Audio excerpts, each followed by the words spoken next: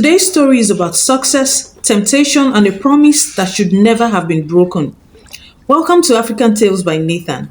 Take a moment to subscribe, like this video, and share it with someone who loves meaningful stories. Now sit back and let the story begin. The river was still that morning, too still. A thin silver mist floated above the water, rising and falling like something breathing beneath it. The sun had only begun to stretch its first orange fingers across the sky, casting a soft, dreamy glow over the quiet village. By the riverbank, two young women laughed softly. Omolara, standing behind her friend, worked quickly with gentle fingers as she parted and braided long black strands of attachment into Bissie's hair. Bissie sat on a small wood, her bare feet touching the dew-soaked sand, smiling as she talked about city life and the fun she missed. Omolara smiled back, calm, focused, completely absorbed in the hair she was weaving. Her eyes never left Bissie's head, and yet her right hand stretched backward, slowly, naturally, as if she had done it 100 times. But behind her, just a few steps away, the river moved. Water that had been perfectly still now swirled in a soft circle, forming tiny ripples that grew, widening like a silent whirlpool. Then something rose.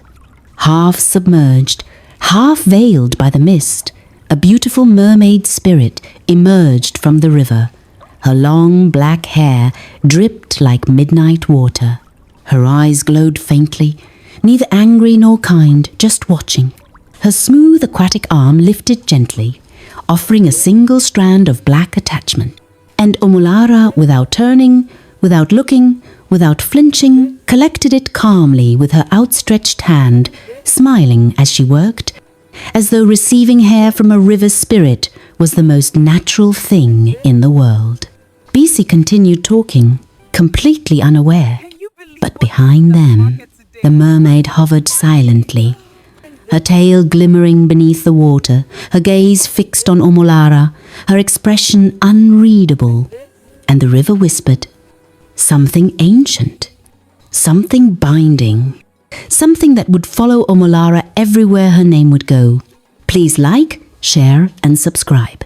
Once upon a time, in the busy, electric rhythm of Lagos, lived a young woman named Omolara Adeyemi. She was beautiful, warm-spirited, confident, and gifted in a way that everyone noticed from childhood. Long before she ever attended university, Omolara was known for her hands, their speed, their softness, the way they created magic on people's hair.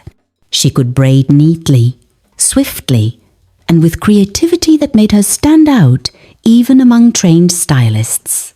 But Omolara was not the type who dreamed of offices, files, and corporate suits. While others chased internships and graduate trainee programs, she dreamed of something different. A beautiful, classy hair salon. Her own space, her own brand, her own empire. After graduating from the university, she worked small jobs, mobile hairstyling, home service, weekend events, but the income wasn't enough to launch the kind of salon she envisioned. She wanted something grand, something that would draw attention, something that would make her name echo beyond the city. But dreams were expensive, and money was not her friend. As months passed, Lagos grew louder, busier, more demanding. Her friends began securing jobs, moving into new apartments, ticking boxes of adulthood one by one. But Omolara felt stuck in one place: talent but no capital, ambition but no funding. The pressure weighed on her chest like a stone. One evening, when she couldn't take the frustration anymore, she decided to travel back to her mother's village for a short visit to clear her mind, rest, and maybe find a new direction. Her mother received her warmly, unaware of the heaviness Omolara carried behind her bright smile. And the village was quiet, slow, peaceful. Too peaceful for someone like Omolara, who loved the city's energy. She planned to stay only 2 nights, but destiny had arrived before her, and it was waiting by the river. On the morning she planned to return to the city, Omolara woke early before the cock crowed. She wanted to fetch water for her mother before boarding a bus back to Lagos. The sky was pale and calm, the wind was cold, the village was still asleep. She carried her fetching bowl and walked toward the lonely river, a place most villagers avoided that early in the morning. Omolara didn't care. She just wanted to hurry, fetch water, return, pack her bag, and leave for the life she missed. But that morning, her mind was troubled. As she walked, she kept thinking, how do I start a salon with no money? Should I just give up? Why is life this unfair? Other people are opening shops, getting helps. Why not me? God, what is my destiny? What is my way forward? Her footsteps slowed. A breeze brushed her skin. She approached the river, knelt, and dipped her bowl into the water. Then she froze. The water rippled, even though nothing had touched it. A soft humming rose from beneath the surface. The air around her shifted. She slowly lifted her head. The river began to glow. Something rose from it slowly, silently. The figure of a breathtaking mermaid, her tail shimmering like polished bronze underwater. Her hair fell in dark, wet waves. Her skin glowed faintly, like morning light on water. Her eyes, deep, unreadable, held Omolara in place. Omolara couldn't scream, or run, or breathe. The mermaid spoke first. Her voice was soft, but carried weight. Omolara Adeyemi. Omolara's heart thumped.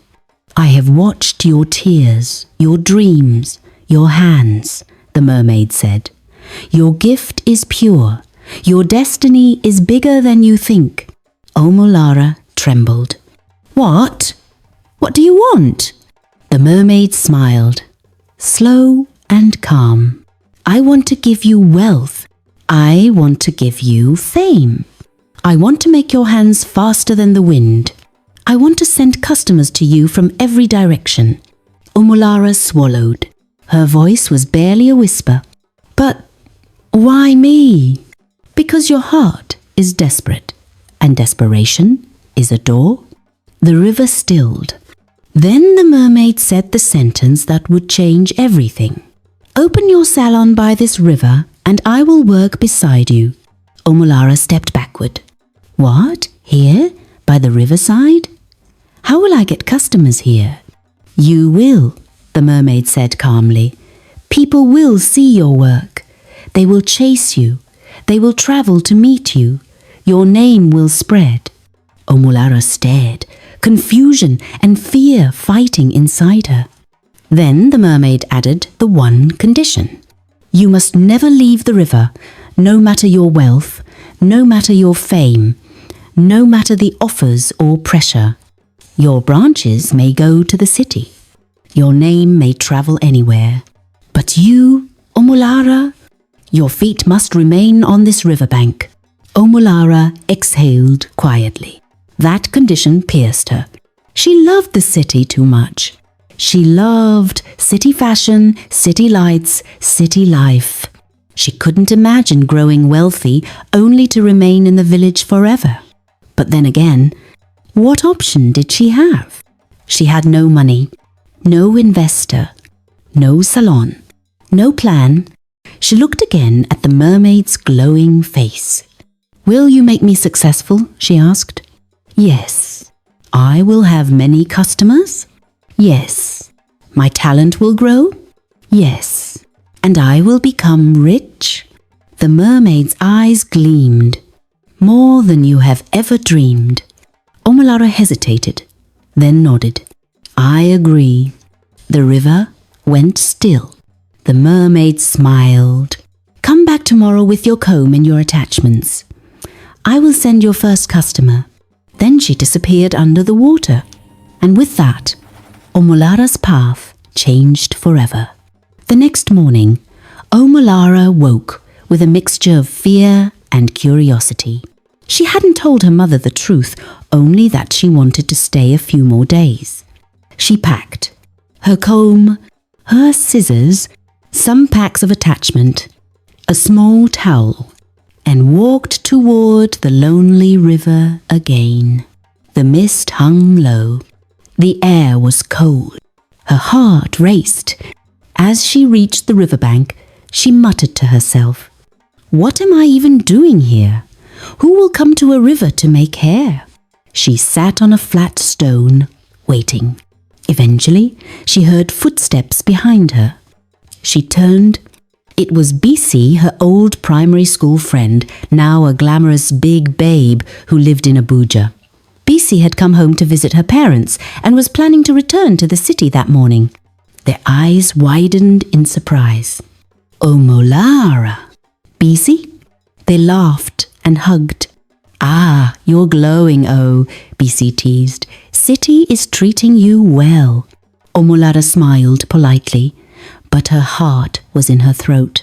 They sat by the river to talk.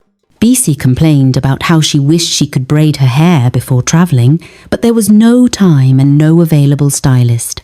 And then the moment came.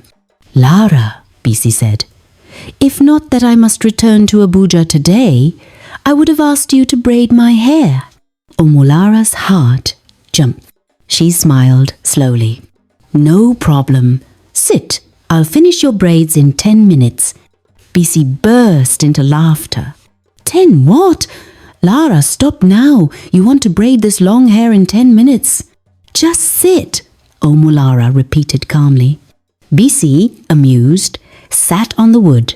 Omolara breathed in, then began. Her left hand parted the hair smoothly. Her right hand stretched slightly backward, slowly, without looking. And from the river, just behind her, a beautiful mermaid spirit rose silently, her arm extended, giving Omolara a single black strand of attachment. Omolara collected it without turning. Her fingers moved with speed she had never known before. Her braids were neat, long, glistening, perfect. Bisi kept gisting happily, completely unaware. The river shimmered behind them. Omolara's hand stretched again. Another black strand dropped into her palm. Then another. Then another. Within minutes, the hair was nearly complete. When Omolara finally stepped back, Bisi gasped. Lara, what is this? My hair? Done? This fast? And it's perfect. Ah, this is witchcraft, oh. Omolara forced a laugh. It's talent, Bisi. Bisi stood, hugging her in excitement. My God, when I get to the village square, people will faint. And that was exactly what happened. Before Bisi even picked her travel bag, almost every woman she met stopped her with wide eyes. Who braided your hair? Where did you do it? Who did this neat miracle? And Bisi answered proudly. It's Omolara. Her shop is by the riverside. That was the beginning. By afternoon, 3 women came. Then 6, then 10. Omolara's fame had begun. And deep within the river, a pair of glowing eyes watched her, waiting. Watching the beginning of a destiny that was tied to water and bound by a promise she did not fully understand. At first, the fame started quietly, softly, like a small secret dancing from one mouth to another. But within days, it became louder. Women who had seen Bisi's miraculous braids began pouring toward the river like bees attracted to honey. They came with curiosity, with excitement, with disbelief. Are you the Omolara that did Bisi's hair? I heard you finish braids in minutes. Please just touch my hair, any style, anything at all. Omolara's stall by the river grew from a single wooden table to a little arrangement of stools, mirrors, and attachments where customers waited patiently. Her hands moved like wind. Her eyes stayed calm. Her right arm stretched backward at intervals, never looking, never hesitating, and each time the mermaid's pale hand rose from the river with a single strand of attachment. To Omolara, the moment had become natural. To outsiders, it was nothing strange, because none of them could see the mermaid. They only saw Omolara collecting something from behind, assuming it was just another tool on her table. But the river saw everything. Within 2 weeks, her name entered the neighboring village. Within 1 month, it entered the nearby towns. Within 2 months, it entered the city. Stories spread like fire. She braids like magic. She does in 10 minutes what others do in 6 hours. She is gifted.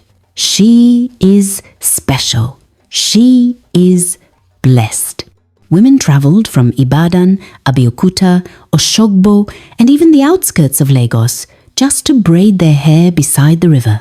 Omolara's mother watched with pride as people flooded the house to ask for directions. "This is the work of destiny," she said with joy. But deep inside Omolara, a shadow of unease lived quietly. Success was sweet, yet something in her heart felt tied, bound, trapped. Still, she ignored it, because the money was pouring in. Bundles on bundles. Wrapped notes, transfers, gifts, favor. Everything she once dreamed of. Soon, she bought a new phone. Then she hired 2 apprentices, village girls, who came every morning to assist her. But no matter how much the girls tried, none of them could braid like Omolara. None of them could match her speed. None of them could understand how she worked. And none of them ever saw the mermaid. Even when they stood by her side, the river remained normal to them, calm water, cool breeze, nothing more. Only Omolara felt the hand-offering attachments. Only Omolara heard the quiet humming from beneath the water. Only Omolara saw the faint glow in the river each morning. Yet she pushed her mind away from thinking too deeply, because her fame was becoming unstoppable. And in her heart, one dangerous thought was growing. Maybe I don't have to stay by this river forever. The more people came, the more Omolara's dream expanded. One afternoon, after braiding a customer from Lagos Island in a record 9 minutes, the woman said, "Omolara, why are you hiding here? Open a branch in the city. You're bigger than this river." The words felt like sweet music. That night, Omolara lay awake on her bed. Her mother was asleep beside her, snoring softly, but Omolara's eyes stayed open. She imagined herself in the city with glass doors, shiny mirrors, AC humming, stylists wearing matching uniforms, and her brand name glowing on a neon sign. It was intoxicating. The next week, she took a bold step. She selected her smartest apprentice, Tenny, trained her hard for 1 week, and sent her to the city to open the first official branch. Omolara paid the rent. She furnished the salon. She bought hairdryers, mirrors, chairs, everything. And on the day they opened, the small city salon was full. People wanted to experience the magic of Omolara. They didn't know she was physically absent. They didn't know her miracle came from water. They only knew her name, and her name alone attracted crowds. After the success of the first branch, she opened another, and another, and another. Within months, Omolara had salons in Ibadan, Akure, Lagos, and Abeokuta, all bearing her name. The girls she trained became city stylists. Her name trended on TikTok. People made Instagram reels about her braids. She became a village celebrity. Visitors from Lagos sometimes came to record her by the river, posting videos with captions like, I met the fast-fingered stylist. This girl must be using jazz. Is she human? This is incredible. But Omolara only laughed. She didn't care what anyone thought, because she had finally gotten what she wanted: fame, money, glory, attention, success. Yet, something else was growing, something darker. Each evening, after she closed for the day and walked home, the river hummed softly. The water rose in tiny circular ripples behind her, as though calling her. She ignored it. But the mermaid never stopped watching. Soon, Omolara's old friends from Lagos began calling almost every day. "Lara, you can't be stuck in that village. You're now a star. Pack your bags and come back to the city. You're wasting your talent there. Live your real life. We've seen your videos. You're a celebrity now. Come home. You're bigger than the village." They visited with phones filled with pictures and videos of salon spaces for rent. They showed her malls, plazas, busy streets. Omolara's heart beat fast each time. When they spoke, she felt alive again, like the city girl she once was. She imagined herself walking into a big Lagos salon with her staff greeting. "Good morning, Madam Lara." She imagined customers taking pictures with her. She imagined interviews, magazine covers, YouTube features. Her chest tightened with longing. At night, she couldn't sleep. She turned on her bed again and again. Her mother would ask, "Omolara, why are you restless? Aren't you happy that everything is working for you now?" Omolara would force a smile. "I'm fine, Mommy. I'm just thinking." But the truth was heavier. She was thinking about disobedience. She was thinking about destiny. She was thinking about escape. And each time she thought about leaving the river, a chill crawled up her spine. She remembered the mermaid's voice. "Your branches may go anywhere, but you, Omolara, your feet must remain on this riverbank." But Omolara pushed it aside. "Maybe nothing will happen if I leave," she whispered to herself.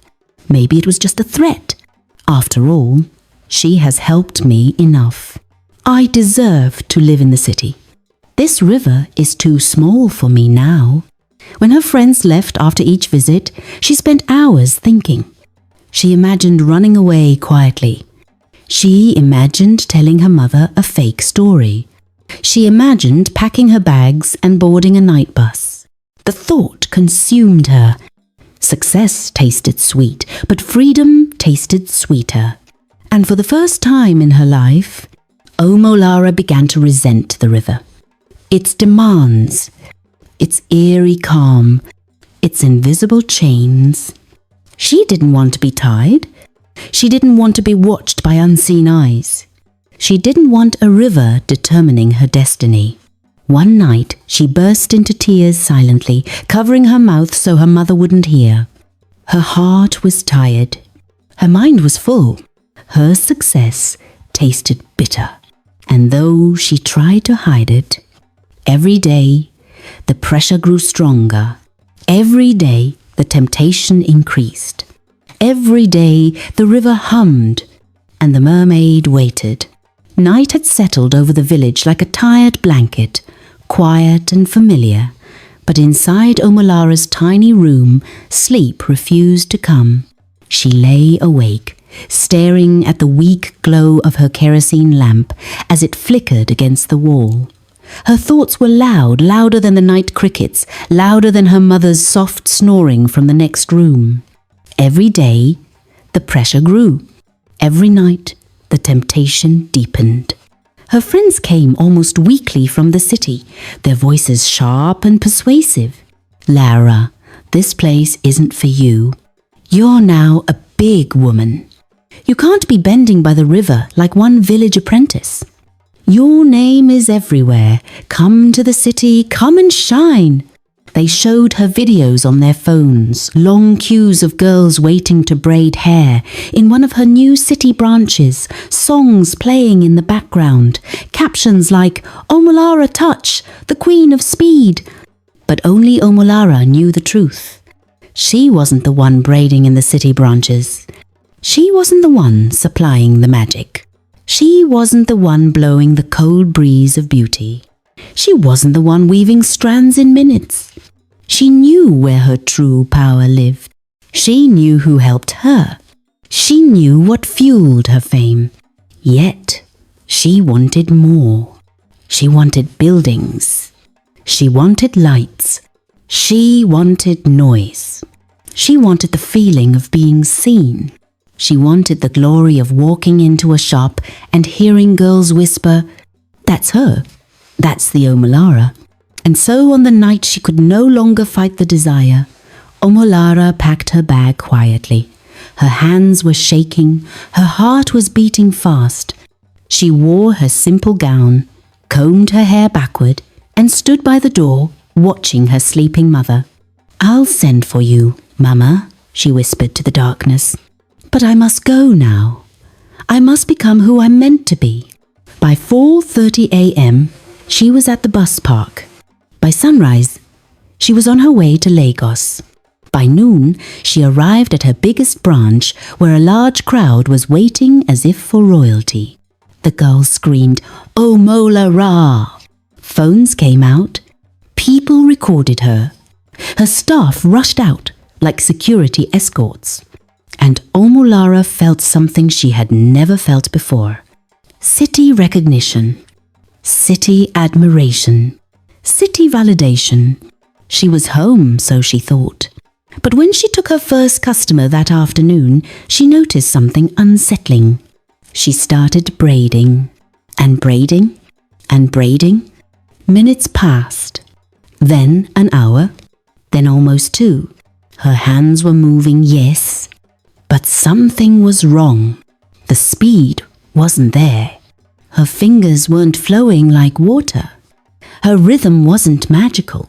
Her braids weren't finishing in minutes. The girls around her whispered to themselves, "Maybe she's tired. It's normal. She's human." But Omolara knew. Deep in her heart, she knew. The river spirit who used to stand behind her, silently passing strands, was not here. Still, she smiled and forced confidence. "It's nothing," she told herself. "I can do this. I don't need the river. I don't need that mermaid." But the first crack had appeared, and cracks always widen. 3 months later, Omolara barely recognized her life. Her Lagos shop, that once looked like a temple of beauty, now felt heavy, slow, dry, empty. The queues thinned, the noise reduced, the aura faded. And her customers? They didn't hide their frustration. "Madam, you're too slow now. If I knew you'd take 6 hours, I wouldn't have come. So it was the riverside that made you fast, AB? Omolara touch has fallen, oh. It's not the same again." Each comment felt like a knife. One afternoon, her Abuja branch manager called. "Madam," the landlord said, "we're owing 5 months' rent." She hung up, swallowing tears. By the next week, the Port Harcourt branch shut down too. Her apprentices, once loyal and eager, started quietly leaving. Some opened their own shops behind her back. Some joined competitors. Some just vanished into the city. "What is happening to me?" Omolara whispered one night, sitting alone in her locked-up shop. "What did I do?" She knew what she did, but her heart refused to say it. Then came the biggest blow. Her landlord in Lagos placed a padlock on her main shop door. "Madam, business has slowed. You haven't paid rent in 6 months." Humiliation washed over her. Her name, once a top trend, became a whispered joke. Omolara grew thinner. Her eyes sank. Her skin lost its glow. Her laughter died. Food lost its taste. Business lost its meaning. Life lost its color. Soon she could no longer pay her staff. Soon she could no longer pay for electricity. Soon she could no longer pay for transportation. She became everything she feared. Broke, forgotten, alone, empty. Her mother visited her in the city and wept. "This is not my daughter. Omolara, what happened? Who did you offend?" Omolara cried like a child.